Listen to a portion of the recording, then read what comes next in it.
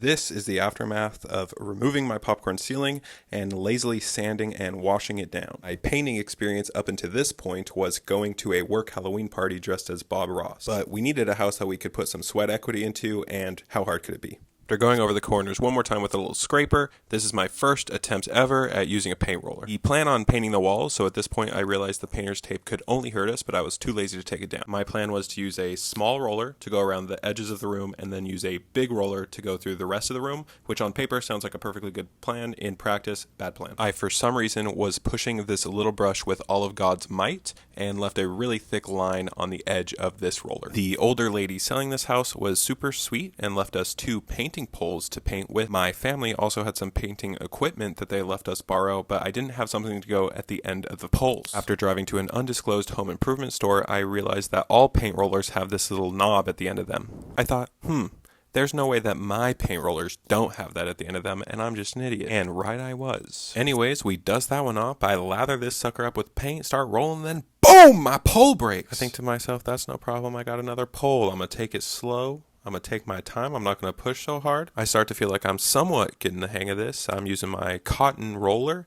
I'm making good progress.